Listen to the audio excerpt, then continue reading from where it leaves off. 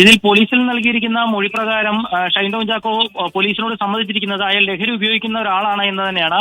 അതിൽ പോലീസ് അവിടെ എത്തുന്ന ദിവസം ലഹരി ഉപയോഗിച്ചിരുന്നില്ല, സ്ഥിരമായി മെത്തഫിറ്റാമിനും കഞ്ചാവും ഉപയോഗിക്കുന്നു എന്നുള്ളതാണ് ഷൈൻ ടോം ചാക്കോ മൊഴിയായി നൽകിയിരിക്കുന്നത്. ഏതായാലും ഈ മൊഴി പോലീസ് കൂടുതലായി പരിശോധിച്ചു വരികയാണ്. അതിനു പുറമെ ലഹരി ഉപയോഗം കൂടിയ സമയത്ത് അച്ഛനിടപെട്ട് കൂത്താട്ടുകുളത്തെ ഒരു ലഹരി വിമോചന കേന്ദ്രത്തിൽ കൊണ്ട് ചികിത്സയ്ക്ക് വേണ്ടി ആക്കിയിരുന്നു. എന്നാൽ 10 ദിവസത്തിനകം ആ ആശുപത്രിയിൽ നിന്ന് സ്വന്തം ഇഷ്ടപ്രകാരം ഇറങ്ങിപ്പോരുകയായിരുന്നു എന്നുള്ളതാണ് ഷൈൻ ടോം ചാക്കോ പോലീസിനോട് പറഞ്ഞിരിക്കുന്നത്. ഈ ലഹരി ഉപയോഗവുമായി ബന്ധപ്പെട്ട കൂടുതൽ പരിശോധനകൾ നടത്താനും ഇങ്ങനെ ഈ ഡോക്ടർമാരുടെ പ്രിസ്ക്രിപ്ഷൻ ഇല്ലാതെ എവിടെ നിന്നാണ് ഇത്രയധികം മെത്തഫിറ്റാമിൻ ഉൾപ്പെടെ ഷൈൻ ടോം ചാക്കോയ്ക്ക് ലഭിച്ചിരുന്നതെന്നുൾപ്പെടെയുള്ള വിവരങ്ങൾ ശേഖരിക്കാനും പോലീസ് നിലവിൽ തീരുമാനിച്ചിട്ടുണ്ട്.